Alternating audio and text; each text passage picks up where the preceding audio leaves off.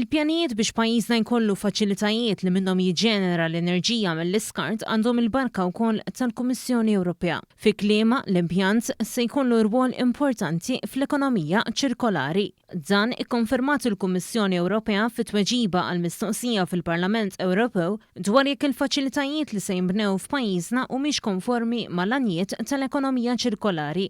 Iċ-Chairman tal-Wastesurf, Richard Bilocca, spjega kif il-Kummissjoni Ewropea innutat li permezz ta' din is-sistema ser ikun evitat li l-iskart li ma jiġix riċiklat imur fil-landfill. Il-Kummissjoni konfermat li iva daw l-impjanti jaqgħu fil-qafas ta' ekonomija ċirkolari u iktar minn hekk huma essenzjali għax dan l-impjant ħajkun qed jippermetti lil pajjiż l-iskart li ma jistax jiġi riċiklat flok jintrema jiġi mdawwar f'riżorsa, ġifier dan l-iskart sal-lum qed jieħu spazju fil-miżbliet fil-landfills tagħna u permezz dan l-impjant tal-waste to energy tal-iskart ħajkun qed jiddawwar f'enerġija elettrika.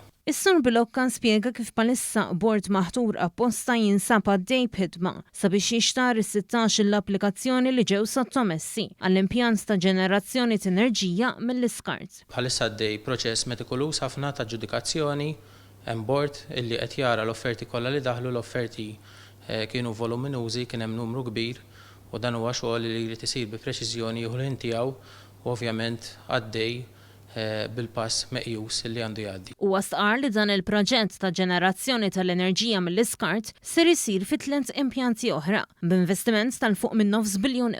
Investiment li ser jara lil pajjiżna jiġbor kull riżorsa possibbli mill-iskart iġġenerat. L-impjant huwa mistenni li jibda jopera lejn tmiem l-2023 u l-art li se tkun qed tintuża biex isir dan l-investiment se tkun qed titnaqqas b'mod drastiku wara li l-Gvern sema' it-ħassib tal-familji li jgħixu jew li għandhom art agrikola fl-inħawi tal-Matab u b'hekk se jkun inqas minn terz tal-medda ta' art li se tintuża mill-proġett propost oriġinarjament. Fil-fatt, dan il-proġett ser isir fuq medda ta' 82,000 metru kwadru ta' art u mhux 279,000 metru kwadru.